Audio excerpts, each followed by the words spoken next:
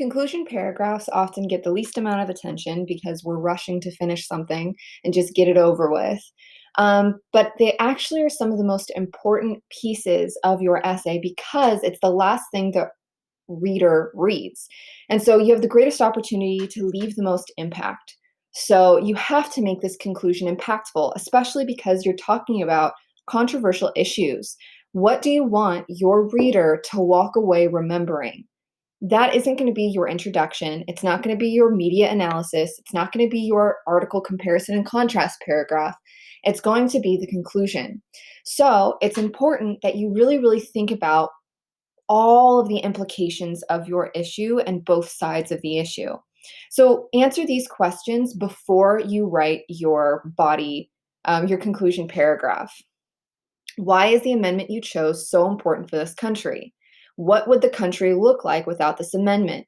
And why is this issue your group chose something that is still being debated today? All three of these questions are kind of summary. This is a summary of all of the paragraphs really that have come before.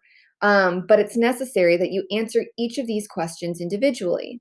And then it gets to the opinion part, right? This whole conclusion paragraph essentially is a conclusion, but also an opinion piece. What does your group believe?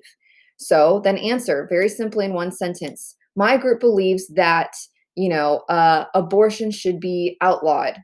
My group believes that gun control needs to go through, or buying a gun needs to have more of a process than what it is now, something along those lines. So just a very quick statement, and then explain, why do you believe that? And why do you believe it's correct? And what evidence do you have? And again, you've already done all this background research last week to be able to pull from for this evidence. And then this is where you kind of leave your reader with something to think about. Why should I, as your reader, aka the teacher, why should I believe the way that you believe? And if I'm not on your side of the issue, then why should I be? Try to convince me to be your side without saying because you're dumb or you're ignorant. Make a rational, logical, educated statement as to why I should be on your side. And then apply it to the country. If the entire country were able to think like your group thinks, then what would be good about that? Or on the other hand, if the entire country does not think along your lines, then what could the potential catastrophic issues be? What would the world look like if nobody agreed with you or nobody acted based off of those beliefs that you hold? So take time to really answer all of these questions deeply and thoroughly.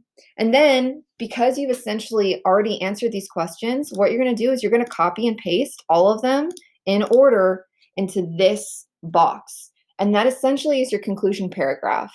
What I would suggest doing though, don't just copy and paste and be like, okay, cool, I'm done. Read it out loud. Are there any parts that are hard to read or awkward or don't sound right? And then try to take out as many first person pronouns as possible. So even though this is an opinion paragraph and you are allowed to say, my group believes, we believe, don't have that in every single sentence.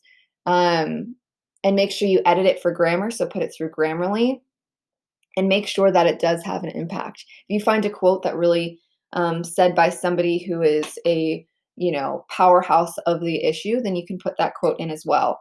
Ultimately, give me something to remember because I'm reading a lot of these, and try to convince me to be on your side.